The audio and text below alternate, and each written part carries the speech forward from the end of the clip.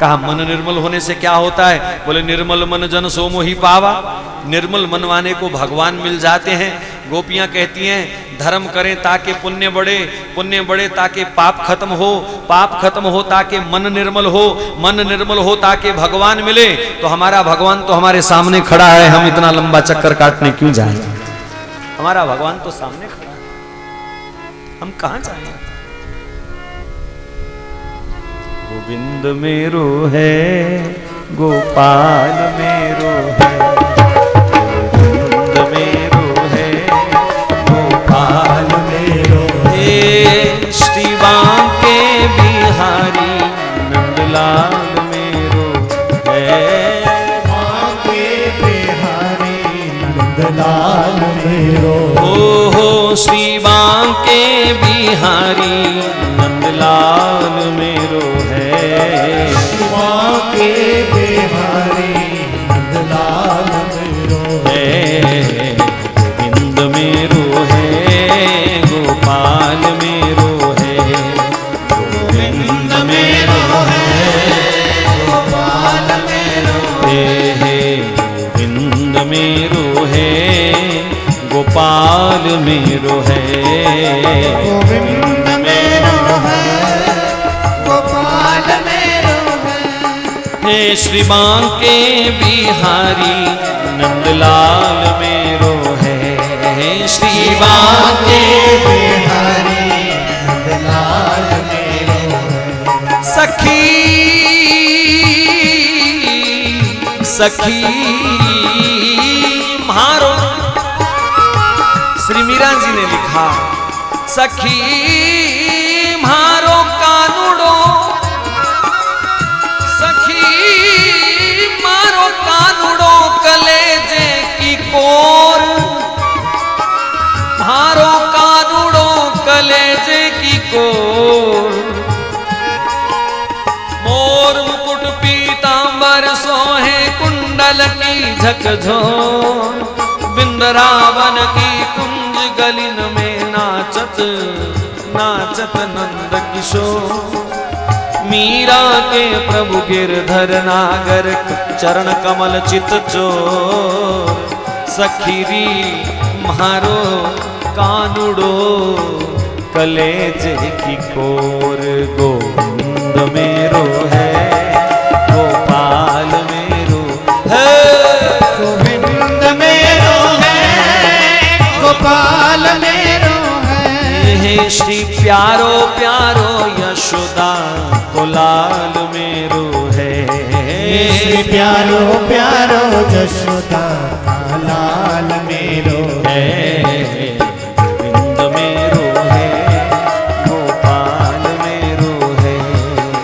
गोविंद मेरो है, गोपाल मेरो है। गोपियों का यही तप है, गोपियों का यही तीर्थ है, यही व्रत है, ये नियम है। कन्हैया मेरा है और सिर्फ कन्हैया ही मेरा है। ये अनन्य भक्ति उनकी, अनन्य आश्रय, अनन्य आसक्ति। गोपियां आसक्ति से आई हैं। गोपियों ने स्वीकार किया कृष्ण हम निष्काम नहीं हैं, हम आसक्त हैं, हम काम लेकर के, कामना लेकर के आई हैं। पूछा होगा भगवान ने, कामना वाला आसक्ति वाला हो तो मुझसे मिल नहीं सकता, फिर तुम आसक्ति से कैसे मुझे प्राप्त कर सकती हो, कामना से कैसे मुझे प्राप्त कर सकती हो?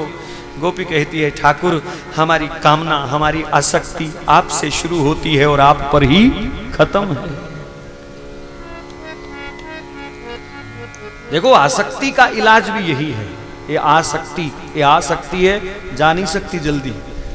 हाँ ये आसक्ति है, लेकिन संसार में आसक्ति हो गई तो फिर मुश्किल हो जाएगा।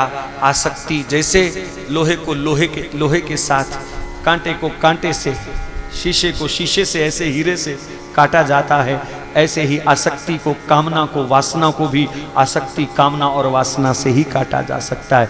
आसक्ति बन जाए कृष्णासक्ति, कामना बन जाए कृष्ण के लिए, वासना भी हो जाए तो श्री कृष्ण से, कृष्ण के कीर्तन से, कृष्ण की कथा से। लोक वासना को जब तक सही दिशा हमने नहीं दी, बात बनेगी। गोपियों ने यही तो किया, केवल दिशा बदली है। और जो अपनी वासना की, कामना की, आसक्ति की दिशा बदल देता है, उसकी दशा तो फिर भगवान तुरंत बदल ही देते हैं।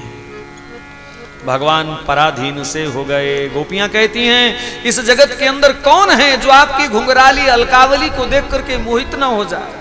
इस जगत के अंदर कौन ऐसी स्त्री है जो त्रिभुवन मोहन को देख करके उसके वश में ना हो जाए? हम आपके वशीभूत हो गई तो क्या गलती करी हमने? सखी मारो कानुड़ो कलेजे की को, ऐसा अनन्य भाव सुखदेव जी महाराज वर्णन करते हैं कि भगवान उनके आगे मानो पराधीन से हो गए। कामदेव से युद्ध पूर्व ही निश्चित था और गोपिकाएं उस समय कामदेव के प्रभाव से भी पीड़ित हो रही हैं, उत्तेजित हो रही हैं।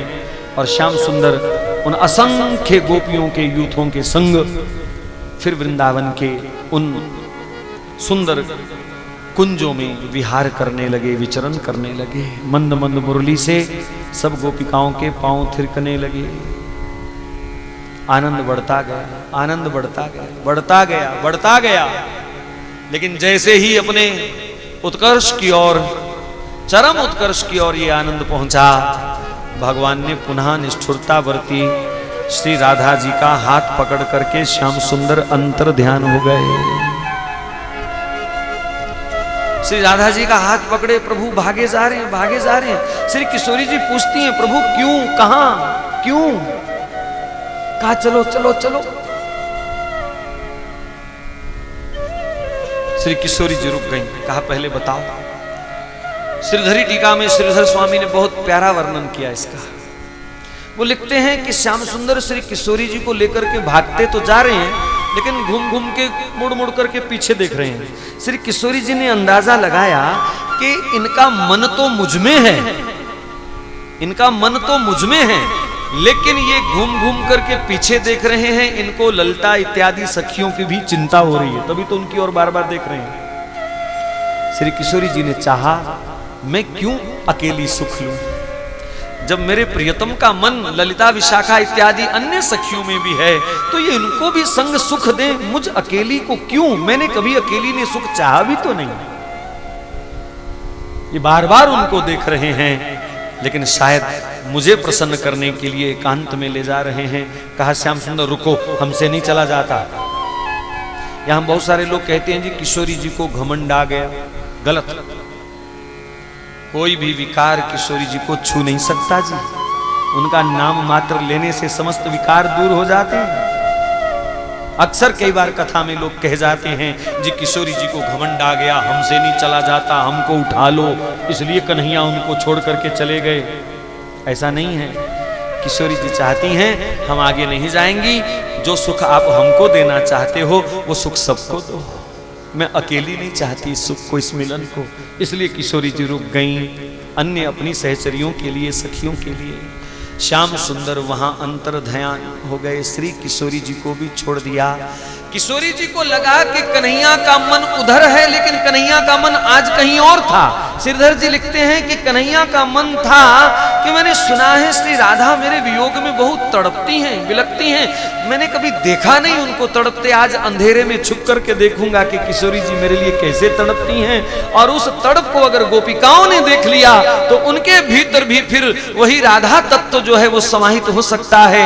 ये सब गोपियां श्री राधा जी के बराबर मुझसे प्रेम तो चाहती हैं, लेकिन वो भाव श्री राधा जी की तरह अभी पूर्ण उनका नहीं हुआ है। मैं श्री राधा जी को थोड़ा तड़पा करके और फिर इनके भीतर भी वही तड़प ला सकूं तो फिर सबको बराबर महाराज का सुख मिलेगा। श्री कृष्ण का मन आज यहां था। किशोरी जी ने समझा कृष्ण का मन अन्य गोपियों में है, इसलिए यहां भी वियोग हो गया। श्री किशोरी जी बहुत छटपटाती है, बहुत रोई। बंसी बजाते हुए किसी ने मेरा शाम देखा।